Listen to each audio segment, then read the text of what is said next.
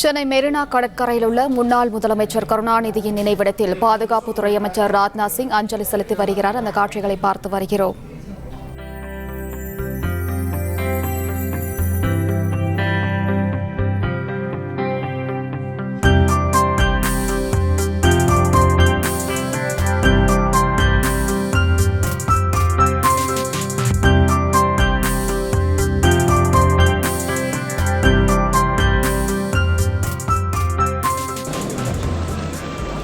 முன்னாள் முதலமைச்சர் கருணாநிதி நினைவிடத்தில் பாதுகாப்புத்துறை அமைச்சர் ராஜ்நாத் சிங் அஞ்சலி செலுத்தி வருகிறார். அந்த காட்சிகளை பார்த்து வருகிறோம்.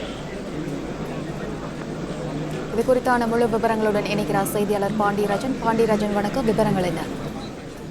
முதலமைச்சர் கருணாநிதியினுடைய நினைவிடத்தில் மத்திய பாதுகாப்புத்துறை அமைச்சர் ராஜ்நாத் சிங் தற்போது மலர்தூவி மரியாதை செலுத்தி வருகிறார். இன்று கலைஞர் கருணாநிதியினுடைய நூற்றாண்டு நினைவு நாணயம் வெளியிடப்படக்கூடிய நிகழ்வு கலைவாணர் அரங்கில் நடைபெற இருக்கிறது. அதற்கு வருகின்றிருக்கக்கூடிய மத்திய பாதுகாப்புத்துறை அமைச்சர் ராஜ்நாத் சிங் அவர்கள் கலைஞர் நினைவிடம் அமைந்திருக்கக்கூடிய பகுதிக்கு வந்திருந்தார்.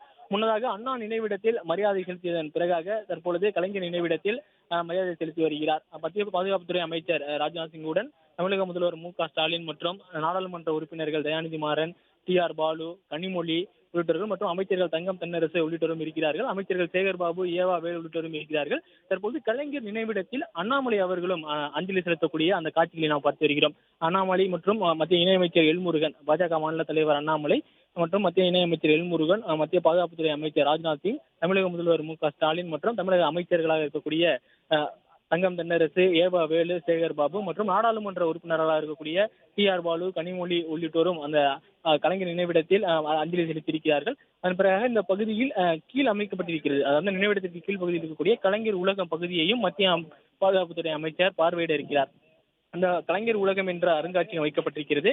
கலைஞர் அவனுடைய அந்த வாழ்க்கை வரலாறு குறித்த புகைப்படங்கள் மற்றும் திரையிடல்கள், ஆக்குமெண்டட் ரியாலிட்டி என்று சொல்லக்கூடிய AR/VR தொழில்நுட்பங்களுடன் அமைக்கப்பட்டிருக்கக்கூடிய அந்த கலைஞர் உலகத்தையும் தற்போது மத்திய பாதுகாப்புத்துறை அமைச்சர் ராஜ்நாத் சிங் பார்வையிட இருப்பதாகவும் நமக்கு தெரிவிக்கப்பட்டிருக்கிறது.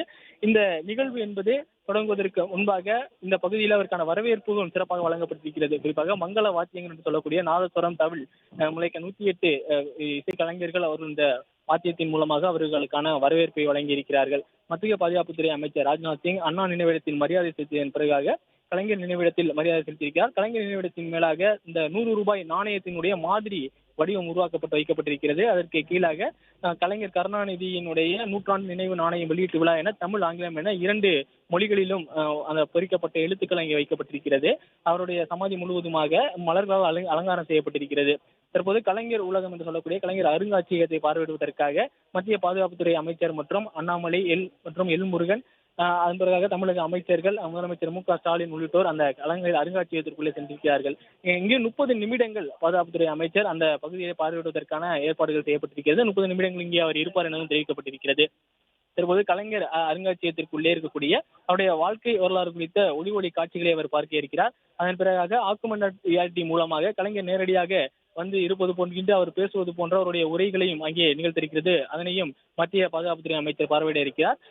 திருவாரூரில் இருந்து கலைஞர் கருணாநிதி சென்னை வந்தது தொடர்பாக ஒரு ரயில் போன்ற பயணம் என்ற அமைப்பு இங்கே உருவாக்கப்பட்டிருக்கிறது. 8D சவுண்டுடன் ஆக்குமெண்டட் ரியாலிட்டி மற்றும் விர்ச்சுவல் ரியாலிட்டி மற்றும் அனிமேஷன் மூலமாக உருவாக்கப்பட்டிருக்கக்கூடிய அந்த ரயில் அனுபவத்திலும் மத்திய பாதுகாப்புத்துறை அமைச்சர் பயணம் செய்வார். அதையும் பார்ப்பார் எனவும் தெரிவிக்கப்பட்டிருக்கிறது. அந்த அருங்காட்சியகத்திற்குள் தான் தற்பொழுது மத்திய பாதுகாப்புத்துறை அமைச்சர், தமிழக முதலமைச்சர், தமிழ்நாடு பாஜக மாநில தலைவர் அண்ணாமலை, மத்திய இணையமைச்சர் எல்முருகன், தமிழக அமைச்சர்கள் சேகர் பாபு, தங்கம் தென்னரசு மற்றும் நாடாளுமன்ற உறுப்பினர்கள் எல்லாம் உள்ளே சென்றிருக்கிறார்கள். அந்த அருங்காட்சியகத்தை தற்போது அவர்கள் பார்வையிட்டு வருகிறார்கள்.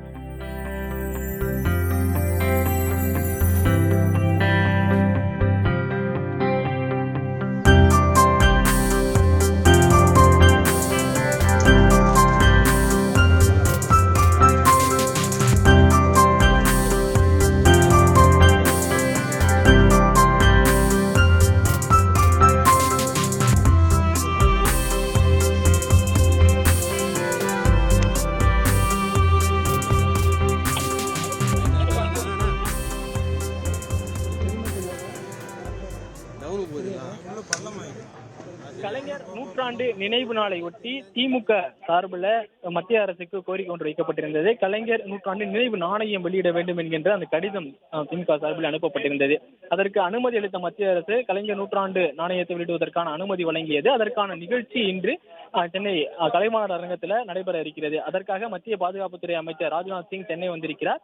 முதலாவதாக கடற்படை சம்பந்தமான பல திட்டங்களை தொடங்கி வைத்து புதிய கட்டிடங்களை திறந்து வைத்ததன் பிறகாக அண்ணா மற்றும் கலைஞர் நினைவிடங்களில் தற்போது அவர் மலர் தூவி அஞ்சலி செலுத்தியிருக்கிறார்.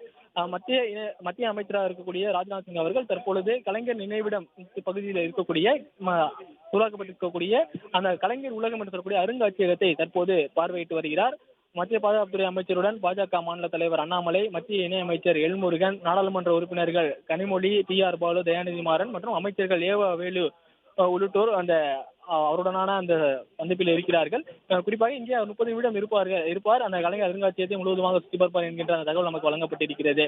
குறிப்பாக கலைஞர் நூற்றாண்டு நாணயம் அந்த விழாவிற்கான அழைப்பிதழ்கள் ஏற்கனவே வழங்கப்பட்டு மத்திய பாதுகாப்புத்துறை அமைச்சர் ராஜ்நாத் சிங் அவர்கள் கலந்து கொள்வார்கள் என்ற அறிவிப்பு வெளியிடப்பட்டிருந்தது. அதன் அடிப்படையில் தான் இன்று மாலை 6:50 மணிக்கு 6:45 என்ற அளவில் அந்த நிகழ்ச்சி தொடங்க இருக்கிறது. அதற்கு முன்னதாக அண்ணா மற்றும் கலைஞர் கருணாநிதி நினைவிடத்தில் மத்திய பாதுகாப்புத்துறை அமைச்சர், தமிழக பாஜக தலைவர், மாநில தலைவர் அண்ணாமலை, மத்திய இணையமைச்சர் எல்முருகன் எல்லோரும் இந்த பகுதியில் வந்து அவருடைய நினைவிடங்களில் மரியாதை செலுத்தி அஞ்சலி செலுத்தியிருக்கிறார்கள்.